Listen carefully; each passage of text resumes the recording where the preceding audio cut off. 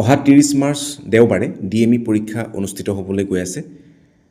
DMEৰ official যি website, সেই ৱেবছাইটত এখন ন'টিছ প্ৰকাশ পাইছে আৰু এই ন'টিছখনত ছিলেকশ্যন প্ৰচেছৰ ওপৰত কেইবাটাও ইম্পৰ্টেণ্ট পইণ্ট কোৱা হৈছে। DMEৰ আণ্ডাৰত যিসমূহ পদ খালী হৈ আছে, সেই খালী হৈ থকা পদসমূহৰ বাবে ৰিটেন টেষ্ট এটাই হ'ব, যিটো অহা 30 মাৰ্চ দেওবাৰে হ'বলৈ গৈ আছে। DMEৰ কুৱেশ্যন পেপাৰখনত MCQ টাইপ কুৱেশ্যনছ থাকিব আৰু টোটেল কুৱেশ্যনছ থাকিব 50টা।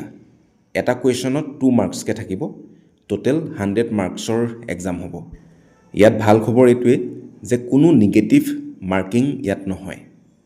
প্ৰত্যেকটো কুৱেশ্যনৰ বিপৰীতে 2 মাৰ্কছকৈ থাকিব আৰু যদি আপুনি ৰং এনচাৰ কৰিছে তেতিয়া 0 হ'ব, কিন্তু নিগেটিভ মাৰ্কিঙত নাযায়। আপোনালোক যিসকলে DME এক্সামটো দিব, যিসকল পৰীক্ষাৰ্থী, আপোনালোকে সকলোখিনি প্ৰশ্নই এটেম্প কৰিব, যিহেতু ইয়াত নিগেটিভ মাৰ্কিং নাই। যদি আপুনি এটেম্প কৰাটো শুদ্ধ হয় তেতিয়া এটা কুৱেশ্যনত 2 মাৰ্কছকৈ পাব। এনচাৰ স্ক্ৰিপ্ট মানে যিখিনি OMR স্ক্ৰিপ্ট আছে সেইখিনি কম্পিউটাৰৰ জৰিয়তে চোৱা হ'ব। কুৱেশ্যনবিলাক ক্লাছ 10 লেভেলৰ হ'ব বুলি এই ন'টিছখনৰ জৰিয়তে জানিবলৈ দিছে। আৰু কি কি থাকিব কুৱেশ্যনৰ টাইপবিলাকত: জেনেৰেল নলেজ, GK কুৱেশ্যন থাকিব, ছায়েন্স ৰিলেটেড কুৱেশ্যনছ থাকিব, লগতে ইংলিছ আৰু জেনেৰেল মেথমেটিক্স তাৰ ওপৰত কুৱেশ্যনছ থাকিব। এটা পোষ্টৰ এগেইনষ্টে 3জন কেণ্ডিডেটক বাছনি কৰা হ'ব। আৰু 30 মাৰ্চ তাৰিখে যিটো ৰিটেন টেষ্ট হ'বলৈ গৈ আছে DME এক্সামৰ, সেইটো হৈছে ফাৰ্ষ্ট ফেজ। ছেকেণ্ড ফেজত কি হ'ব, যদি ফাৰ্ষ্ট ফেজ আপোনালোকে ক্লিয়াৰ কৰিছে তেতিয়াহ'লে ছেকেণ্ড ফেজত আপোনালোকৰ স্কিল টেষ্ট মানে কম্পিউটাৰ টেষ্ট হ'ব ছেকেণ্ড ফেজত।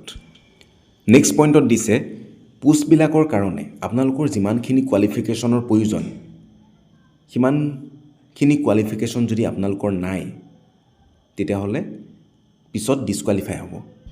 মিনিমাম যিমানখিনি কোৱালিফিকেশ্যনৰ প্ৰয়োজন সিমানখিনি কোৱালিফিকেশ্যন নাথাকিলে এক্সামটো পাছ কৰিলেও চাকৰিটো হেৰুৱাব লাগিব। এপ্লিকেশ্যনখনৰ ফৰ্ম ফিল আপ কৰোঁতে যিখিনি ইনফৰ্মেশ্যন আপোনালোকে দিছে সেইখিনি শুদ্ধ ইনফৰ্মেশ্যন দিয়াটো দায়িত্ব বুলি এটা পইণ্টত উল্লেখ কৰিছে। 9 নম্বৰ পইণ্টটোত PWD কেণ্ডিডেটসকলক উদ্দেশ্যি এটা ইনষ্ট্ৰাকশ্যন দিয়া হৈছে।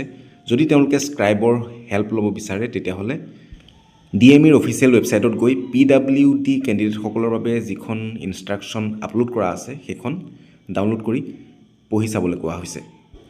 কেণ্ডিডেটসকলে এডমিটত উল্লেখ থকা ইনষ্ট্ৰাকশ্যনখিনি ফ'ল' কৰিব লাগিব।